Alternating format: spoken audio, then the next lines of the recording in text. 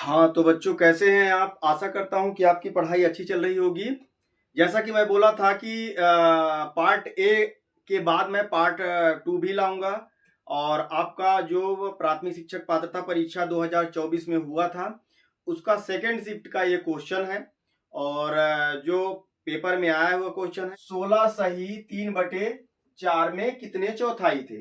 तो इसमें कुछ नहीं करना था, इसमें करना क्या था? इसका मल्टीप्लाई कर देंगे और 16 चौको 64, 64 में 3 जोड़ेंगे तो कितना आएगा 67/4। इसमें सिंपल पूछा यह था कितना चौथाई है, इसको अलग अलग भी लिख सकते हैं 1/4। तो इसमें आंसर क्या होगा 67। जो ऑप्शन नंबर आपका ए नंबर दिख रहा होगा। अब अगले क्वेश्चन पर सबसे पहला काम हमको इसमें बोर्ड मास का नियम ही लागू होगा। तो देखिए सबसे पहले हम किसको सॉल्व करेंगे, डिवीजन को करेंगे। तो यहाँ ये 100 हो गया, 10 का वर्ग मतलब होता है 100, डिवीजन है बटे में 10 लिख दिए बराबर 10 इंटू 10। और यहाँ पर यही क्वेश्चन मार्क, यहाँ पर कौन सी संख्या आना है तो कैसे, 10, एक शून्य से एक शून्य कट गया, यहाँ पर कितना हो गया 10, 100 गुणते 10। तो देखिए ये कितना बार 10 है, ये हमारा दिख रहा है 3 बार, तो ये भी हमारा 3 बार होना चाहिए। तो यहाँ पर कितना आ जाएगा 2 आ जाएगा, तो 10 की घात 2। क्यों? क्योंकि ये दोनों इक्वल होना चाहिए, बराबर होना चाहिए, तभी जाके ये सही होगा। तो यहाँ पर यदि 1 2 3 शून्य है तो यहाँ भी 3 शून्य होना चाहिए। 3 शून्य होने के लिए इसको यहाँ पर जो इसकी घात है 2 होनी चाहिए, तभी जाके यहाँ पर 3 आएगा। तो हमको आंसर नंबर दिख रहा होगा बी। ठीक, तो अगला क्वेश्चन है,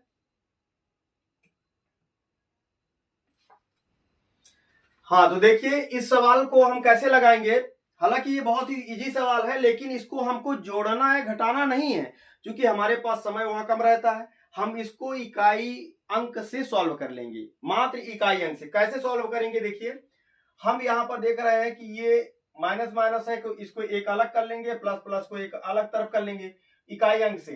तो 3 और 2 कितना होगा 5 होगा।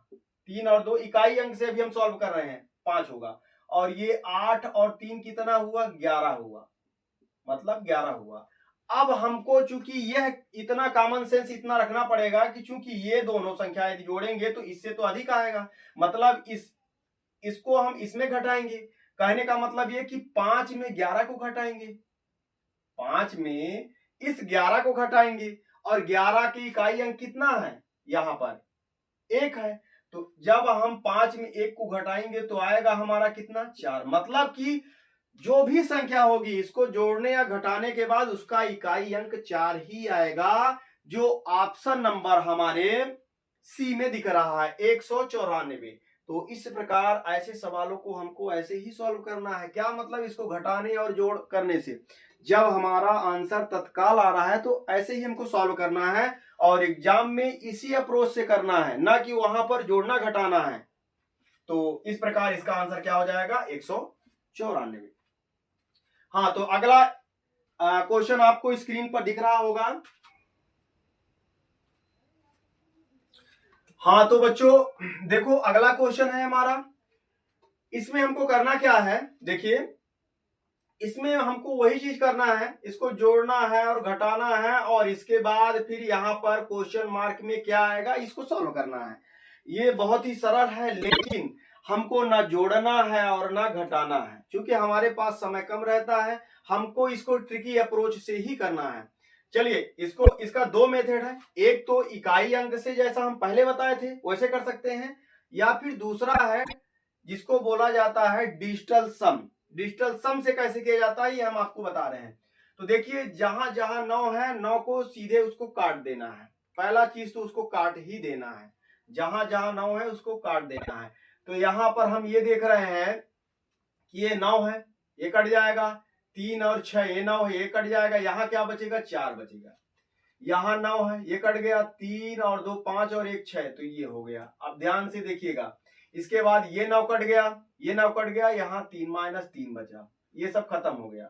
अब इसके बाद बराबर यहाँ क्वेश्चन मार्क है, और यहाँ 3 और 6 9, यहाँ कितना बचा +2 बचा। ठीक, अब इसके बाद हमको यहाँ पर ये देख लेना है 6 और 4 कितना होगा 10। 10 में यदि हम 3 को घटाएंगे तो यहाँ कितना आएगा? 7 आएगा। यहाँ कितना आएगा? 7 आएगा। यदि हम 6 और 4 10 में जब 3 को घटाएंगे तो 7 आएगा। अब बराबर यहाँ पर क्वेश्चन मार्क है और +2 है। मतलब ये हुआ कि यहाँ पर हम कौन सा अंक रखें कि हमारा आंसर सही आ जाए। मतलब यहाँ 2 है, इसमें 5 रखेंगे। यदि 5 रख देंगे तो 7 हो जाएगा, दोनों पक्ष बराबर हो जाएगा, बस हमारा आंसर आ गया। कहने का मतलब ये कि इसमें वही आंसर होगा जिसका डिजिटल सम 5 होगा। चलिए देखते हैं किसका डिजिटल सम 5 हो रहा है। तो पहले में देखते हैं, हम बताए हैं 9 यदि पढ़ रहा है सीधे काट दीजिए। 6 दूनी 12, 12 और 4 कितना होगा? 12 और 4 16, 16 को यदि हम जोड़ेंगे तो 7 आएगा। इसका डिजिटल सम कितना आएगा? 7। यहाँ 9 कट गया और ये 6 और 4 10, 10 10 को जोड़ेंगे तो 1 आएगा इसका डिजिटल सम। यहाँ देखते हैं 4 और 5 9, ये कट गया, यहाँ इसका आ गया 8 आ गया। अब यहाँ देखते हैं कितना आ रहा है। 7 और 3 कितना हुआ? 10। 7 और 3 10, 10 और 4 14, 14 को जोड़ेंगे तो कितना आएगा इसका डिजिटल सम? 5। मतलब ये हुआ कि हमारा आंसर क्या होगा? ये वाला होगा आंसर नंबर। इसमें आपको स्क्रीन पर दिख रहा होगा डी। तो ऐसे हमको इसी अप्रोच के साथ सॉल्व करना है, ना कि वहां जोड़ना और घटाना है। तो इस प्रकार आंसर ये डी हो गया। अब अगला क्वेश्चन आपको, हाँ तो बच्चों अगला क्वेश्चन आपको स्क्रीन पर दिख रहा होगा 5वां नंबर। इसको हम ये एक तरह से परसेंटेज और इसको बोर्ड मास भी कहा जा सकता है। तो चलिए इसको सॉल्व करते हैं, लेकिन हमको सॉल्व कैसे करना है हम बताएं, डिजिटल सम से ही सॉल्व करना है। क्योंकि सॉल्व तो हो जाएगा लेकिन उससे हमको टाइमिंग अधिक लगता है। अब चलिए पहला चीज तो हम इसका डिजिटल सम देख लेते हैं कितना है। डिजिटल सम का मतलब इनको जोड़ के एक अंक में बना देना, बस हो गया। जिसको बीजांक आप लोग छोटे कक्षाओं में पढ़े होंगे। तो 4 और 3 7 हो गया, 7 और 2 कितना होगा? 7 और 2 9 हुआ, तो इसका डिजिटल सम 9 आएगा। 3 3 6 और 1 7 हुआ, ये कितना हो जाएगा? 6 3 9, 9 होता है तो हम काट देते हैं। चलिए 9 और 5 कितना हुआ? 9 और 5 हमारा 14, 14 को यदि जोड़ेंगे तो आ जाएगा 5, इसका 5 आ गया। ये हो जाएगा 6 और 3 9 और 9 और 3 हो जाएगा हमारा 12, 12 का मतलब कितना हो गया? 3 हो गया। ठीक है, 9 का मतलब 9 को काट देना। जैसे यहां भी हम 9 को काट देंगे, शून्य ही माना जाता है एक तरह से। जैसे ये हो गया 4 3 7 8 1 9, तो वो शून्य के बराबर ही होता है। चलिए तो अब हम देखते हैं कि इसका आंसर क्या आएगा। हम डिजिटल सम निकाल लिए। अब यहां पर देखते हैं 2 और 2 कितना होगा? 4 होगा। 2 और 2 4, इसका डिजिटल सम यहाँ गुणे में है। यहाँ इसका कितना होगा? इसका 5 और 5 10, 10 का डिजिटल सम 1 हो जाएगा। ये प्लस हो गया। 5 और 3 कितना हुआ? 8 हो गया, गुणते ये 6 होगा। अब यहां पर देखते हैं 4 1 कम 4 और धन 8 छंग कितना होगा? 48 होगा। अब इसको हम जोड़ लेते हैं। 8 4 12, 8 4 12, 12 का मतलब 3, 3 और 4 कितना होगा? 7 होगा। मतलब हमारा आंसर वही होगा जिसका डिजिटल सम 7 होगा। तो इस प्रकार हमारा आंसर दिख रहा है 331। तो ऐसे हमको सवालों को सॉल्व करना है फास्ट। और ये डिजिटल सम एक तरह से बहुत ही अच्छा मेथड है। तो आपको आंसर नंबर सी दिख रहा होगा। हाँ तो अगला क्वेश्चन हमारा है कि कौन सा विकल्प 19 का गुणज है। गुणज का मतलब ये होता है कि गुणा मतलब 19 दूना 38 39 57, मतलब उसके गुणा में जो सभी संख्याएं आ रही वह सभी गुणज होती है। तो गुणज का मतलब यदि ये इसमें से कोई भी संख्या गुणज होगी तो निश्चित है उसको पूर्णतः काटेगा। मतलब हम ये देख रहे हैं कि तो 19 के पहाड़ा में ये भी नहीं आ रहा है, 19 से नहीं कटेगा, 19 से ये भी नहीं कटेगा, 19 से ये भी नहीं कटेगा, 19 से यही भर कटेगा। तो हमारा आंसर ये हो जाएगा। इस प्रकार आंसर नंबर सी होगा। हाँ तो अगला क्वेश्चन आपको दिख रहा होगा कि इनमें से कौन सी संख्या ऐसी है जो 5 और 3 से विभाज है। तो देखिए आपको विभाज्यता नियम पता होना चाहिए, तभी जाके हम इस सवाल को लगा सकते हैं। तो 5 का मतलब ये होता है 5 से वह सभी संख्या कट सकती हैं जिसके इकाई अंक में 5 हो या फिर 0 हो, तो वह क्या है? वो 5 से कट जाएगा। अब इसके बाद दूसरा इसमें कंडीशन दिया गया है 3, तो 3 से वह सभी संख्या कटेगा जिनके अंकों का योग 3 से कटता हो। तो 5 से हम देखते हैं कौन कौन सी संख्या, 5 से ये भी कट जाएगा, ये भी कट जाएगा, ये भी कट जाएगा और ये भी कट जाएगा, ये तो क्लियर हो गया। इसके बाद 3 से देखते हैं, तो 3 का नियम ये है कि उनके अंकों का योग 5 से कटना चाहिए। चलिए इसको देखते हैं, 6 6 12 और 6 3 18, 18 और 1 19, ये नहीं कटेगा 3 से। 5 2 7, 7 1 8, 8 9 10, 10 ये भी 3 से नहीं कटेगा। 5 5 2 7, 5 2 7 और 7 और 2 हमारा हो जाएगा 9, 9 और 6 15 होगा, मतलब यह 3 से कट जाएगा और 5 से कटेगा, बाकी हमको देखना ही नहीं है, आंसर नंबर सी होगा। तो इस प्रकार हम आंसर को सॉल्व करते हैं। देखना है, इसको देख सकते हैं, 5 5 3 8, 8 और 6, 6 दूनी 12 13 14, 14 और 3 कितना हो जाएगा, 17 हो जाएगा। तो 17 3 से नहीं घटता है। तो इस प्रकार हम आंसर को सॉल्व करते हैं। तो अगला क्वेश्चन आपको दिख रहा होगा, इसको हमको सॉल्व कैसे करना है। देखिए, सबसे पहला काम तो हमको ये करना है कि इसमें भी वही आपका बोर्ड मास नियम ही लागू होगा। तो देखिए, बोर्ड मास हर एक जगह लागू होता है, इसलिए हमको उसको अच्छी तरह से पढ़ लेना है। यहां पर हमको करना क्या है, यहां पर क्वेश्चन मार्क में कौन सी संख्या आएगी, तो कैसे करना है चलिए देखते हैं। तो ये 31 की घात पावर कितना है 16, इसको रहने देते हैं। सबसे आगे तो हमको ये करना पड़ेगा, बोर्ड मास आप पढ़े होंगे तो ये सबसे पहले ये करना पड़ेगा। तो ये क्या आएगा, 31 की घात 3 और ये बटे में है तो ऊपर जाएगा, तो ये कितना हो जाएगा माइनस। अब इसके बाद ये कितना होगा, 31 की घात, ये हमारा ये क्वेश्चन मार्क में है अभी। अब यहाँ 31 की घात 16 है यहाँ 31 की घात कितना हो जाएगा, 6 में 3 माइनस 3 आ जाएगा। अब चूंकि बेस समान है तो घातांकें क्या होगी, जुड़ जाती हैं। 16 में 3 जुड़ेगा तो चूंकि माइनस है तो घट जाएगा, तो 31 की पावर कितना आ जाएगा, 13।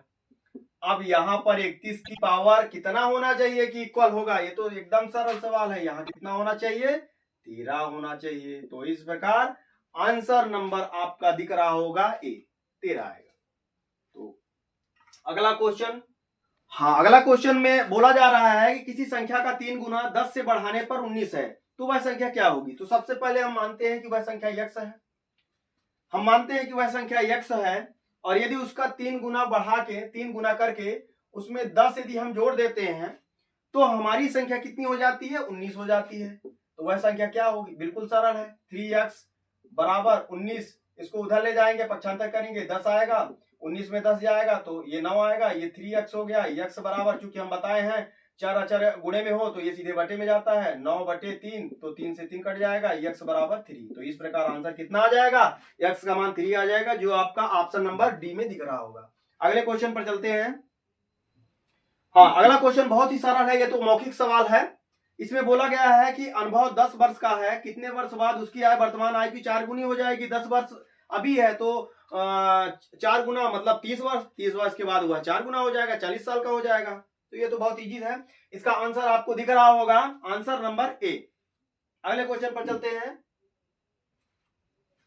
हाँ, ये थोड़ा क्वेश्चन अच्छा है, ये आपका एसएससी लेवल का क्वेश्चन है और ऐसे क्वेश्चन आते हैं, बहुत ही बेस्ट क्वेश्चन है, इसको ध्यान से देखिए। और ऐसे क्वेश्चन यदि आए तो इसको हमको ट्रिक से लगाना है, क्योंकि इसको 10वीं का ये क्वेश्चन है तो इसको हमको उस मेथड से नहीं लगाना है, कक्षा वाले मेथड से, इसको हमको ट्रिकी अप्रोच से लगाना है। कैसे, तो इसमें दिया गया है 2 7 10 और 25, इसमें हम क्या चीज जोड़ दें कि यह एक समान अनुपात में हो जाए।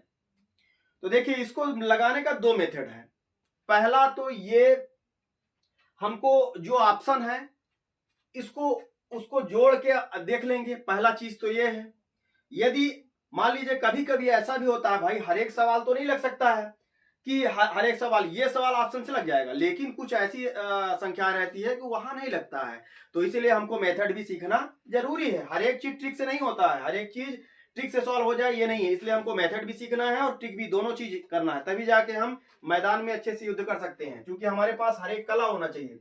तो इसको हमको सॉल्व कैसे किया जाता है, इसको सीखिए। तो सबसे पहला हमको क्या करना है, इन दोनों का अंतर ले लेना है। इनका अंतर कितना होगा, 7 में 2 जाएगा तो 5 हो जाएगा। इनका अंतर कितना आएगा, 15 आएगा। अब देखिए इसको काट देते हैं, थोड़ा सरल कर देते हैं। 5 एकम 5 और 5 तिहाई 15, तो इनका अनुपात कितना आ जाएगा, 1:3। फिर उसके बाद क्या करना, देखिए क्रम से हमको सबसे पहला काम क्या किए हैं, इनको घटा दिए हैं। मतलब इनको आपस में घटाए हैं तो 5 आ गया, इनको आपस में घटाए हैं तो 15 आ गया। फिर इसको छोटा कर दिए हैं। छोटा इसलिए किए हैं क्योंकि हमको सरल होगा गुणा करने में। नहीं काटेंगे तभी आंसर सही आएगा, लेकिन हमको छोटा, यदि कट रहा है तो हमको काट लेना है। तो अब कितना आ गया, 1 और 3 आ गया। अब क्या करना है, पहला स्टेप ये, दूसरा स्टेप ये, बस दूसरा स्टेप के बाद आंसर आ जाएगा। ये पहले वाले के साथ इसका तिरछा गुणा करना है और इसका गुणा इससे करना है। बस ये चीज ध्यान रखना है, इससे गुणा ना हो जाए, ये ध्यान रहे। पहले का लास्ट से और फिर तीसरे का इससे, तो ये हो जाएगा कितना, इसको हम 10 एकम 10 होगा और माइनस 3 दूनी 6।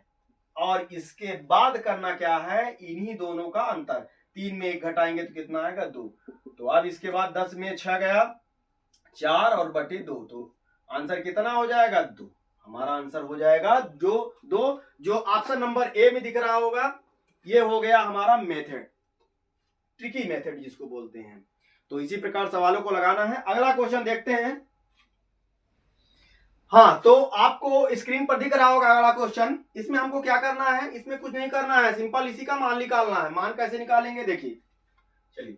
तो ये हमको दिख रहा है, ये हमको एक फार्मूला आप लोग पढ़े होंगे, क्या है, a plus B, A minus B का whole the square equal to होता है a square plus B square minus 2ab। वही हमको दिख रहा है, तो इसको हम क्या करेंगे, a माइनस बी का होल दी स्क्वायर। तो ये हो जाएगा, चूंकि स्क्वायर लगा है, अंडर रूट भी है, तो अंडर रूट हट जाएगा, तो ये आ जाएगा a माइनस 1। बस a का मान हमको यहां दिया गया है। a का मान कितना है, a का मान हमारा दिया गया है 1039। 1039 में घटाएंगे तो ये आंसर आ जाएगा 1038। तो आपका आंसर नंबर दिख रहा होगा सी में। तो ऐसे सवाल आते हैं प्राथमिक शिक्षक पात्रता परीक्षा में। तो देखिए 91 मापने वाला कोण कौन सा होगा। 91 मापने वाला कोण, इसमें 4 ऑप्शन दिया गया है। न्यून कोण दिया गया है, अधिक कोण दिया गया है, प्रतिवर्ती कोण दिया गया है, समकोण दिया गया है। पहले हम इसको सभी को जान लेते हैं। न्यून कोण क्या होता है।